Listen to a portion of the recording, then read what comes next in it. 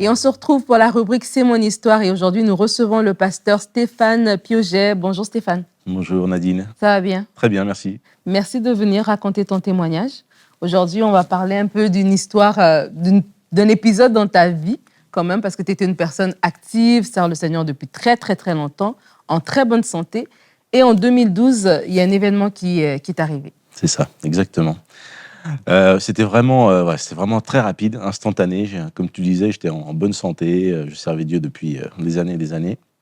Et puis, ça a commencé par un petit malaise, puis 2 petits malaises, puis 3 petits malaises. J'étais au bureau. Ma femme s'inquiétait pas trop, elle est infirmière de formation. Elle me dit « Oh, c'est un petit malaise vagal, c'est pas grave. » Et en fait, ça s'est accentué. Okay.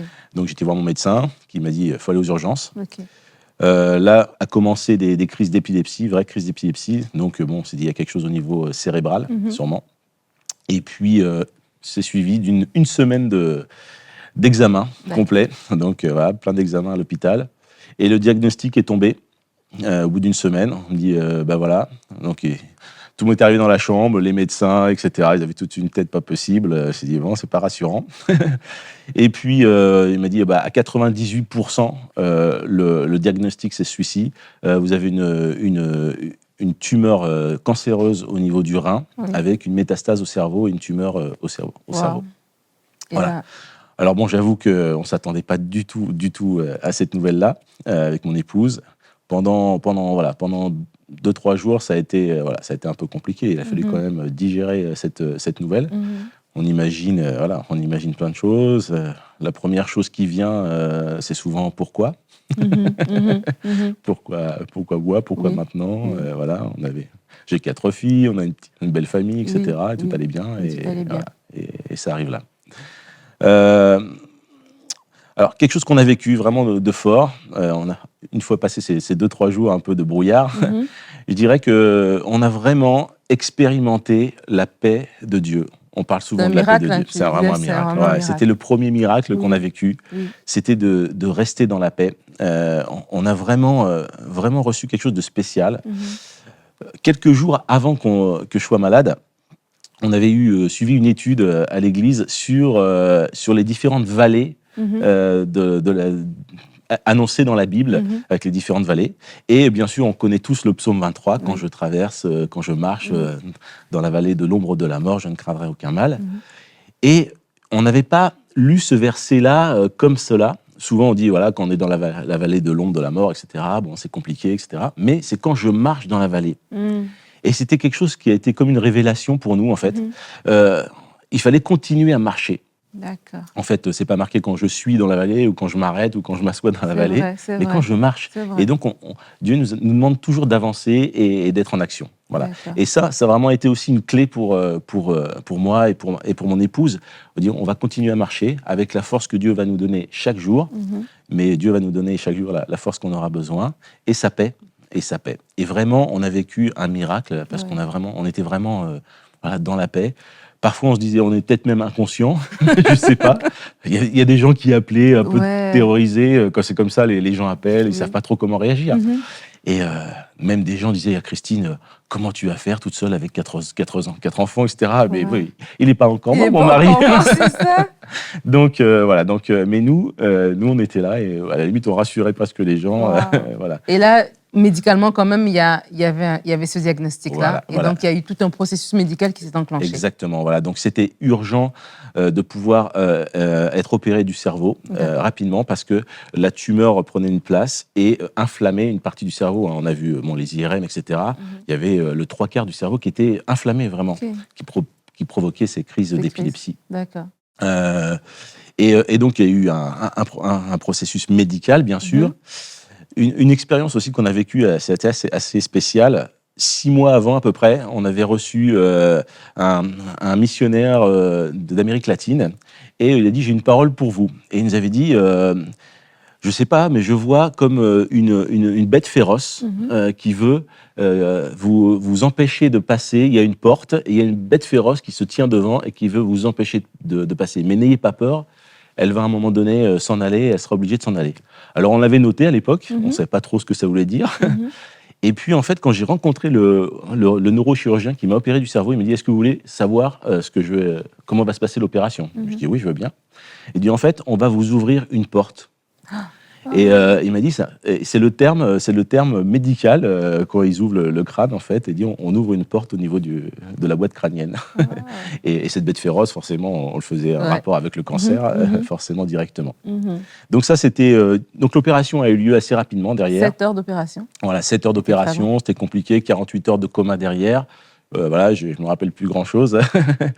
Et puis, ça a été compliqué au début. Pendant 2-3 semaines, il a fallu que je réapprenne à marcher correctement, etc. Ça touchait des zones profondes de l'orientation, de l'évaluation des distances, différentes choses comme ça. Mais en tout cas, j'avais encore toute ma tête, ma mémoire, etc. Je reconnaissais les gens. J'avais simplement, je vivais un peu au ralenti, quoi. Oui. Voilà. Et vous me dites que un samedi, le médecin vous a appelé après l'opération. Exactement. Oui. Ça, c'était un truc de fou. Il dit, j'appelle rarement mes patients, surtout que c'est un neurochirurgien, et il avait, 65, 66 ans. Il dit, j'ai même ressorti mes livres. Il dit, parce que je comprends pas votre cas. Il dit, je vous ai opéré, on a enlevé quelque chose, en effet, au niveau du cerveau, mais ce n'est pas cancéreux. Et 98% des fois, quand il y a une tumeur au cerveau, il y a toujours une tumeur primaire avant. C'est très très rare que le cerveau, il y ait une tumeur qui soit localisée toute seule comme ça. Et donc il me dit, je ne comprends pas. En tout cas, j'ai une bonne nouvelle. Et votre tumeur, ce que je vous ai enlevé, n'est pas cancéreux. Donc pas de rayons, pas de chimio, pas de traitement derrière. Il dit surtout que sur le cerveau, même les rayons, il me dit, ça sert pas grand-chose. Il dit, ça va vous cramer quelques neurones en plus, et puis voilà, quoi. Et là, après, ça continue parce qu'il y a aussi les reins. Exactement. Donc, il a fallu le temps que je me remette de cette opération-là, 3 mois à peu près, et là, j'ai été opéré du rein. Donc, soit on m'enlevait la moitié du rein parce que la tumeur était très localisée, en fait, puisqu'elle avait été identifiée très tôt grâce au cerveau, en fait. Et parce que le rein, en général, c'est indolore et on ne peut pas s'en rendre compte. Et quand il y a une tumeur au rein, parfois on ne s'en rend pas compte et parfois ça peut gagner d'autres organes. Là, c'est très localisé. Et donc, du coup, on m'a enlevé la moitié du rein uniquement. Et aujourd'hui, je vis avec un rein et demi. Normalement, j'ai aucune difficulté à vivre. Je bois un peu plus qu'avant et puis je fais attention d'eau. Oui, j'ai compris. Et donc, du coup, là, quand vous avez été opéré du rein, puis après, c'est le rétablissement et tout ça. Voilà. Donc là, c'était un peu plus compliqué au niveau rétablissement physique parce que c'était une grosse intervention.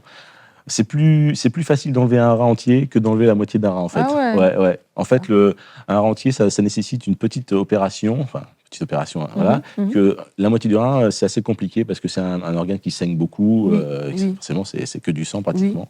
Et il y a un vrai risque. Donc, on nous ouvre un peu tout le côté pour pouvoir avoir. Donc, c'est un peu compliqué. Là, j'ai souffert à ce niveau-là. Voilà. Une nuit, je vais raconter ça aussi parce que c'était important.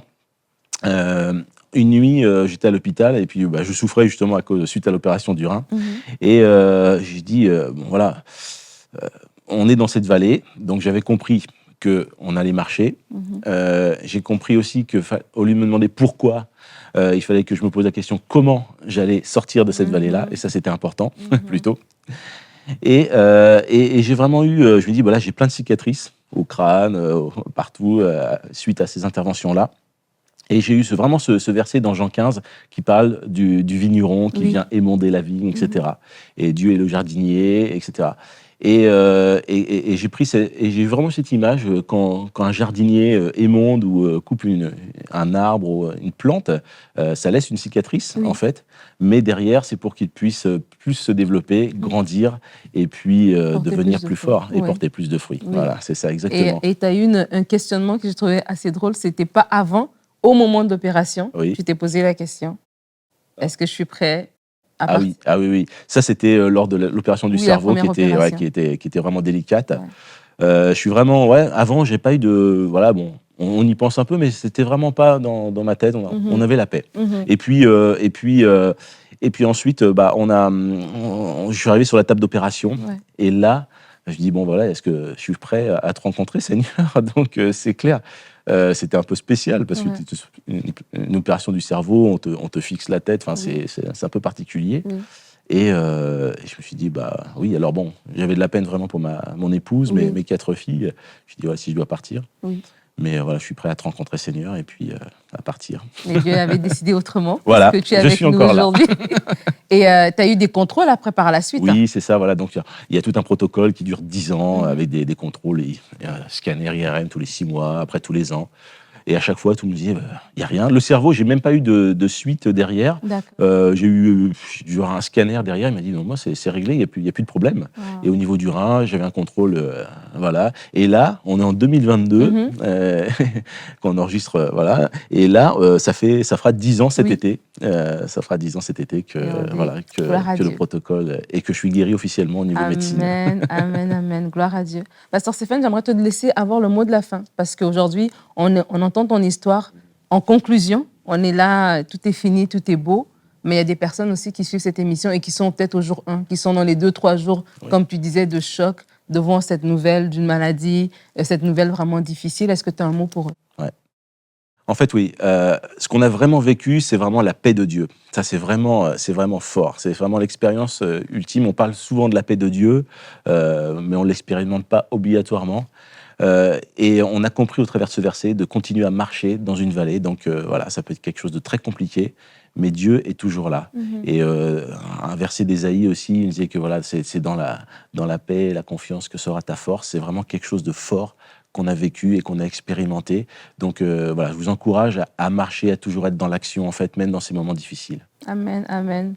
Merci énormément d'être venu nous voir. Je rends gloire à Dieu pour ce qu'il a fait dans votre vie, pour la victoire qu'il vous a donnée par rapport à toutes ces choses. Merci beaucoup d'être venu, en fait. Merci, Nadine.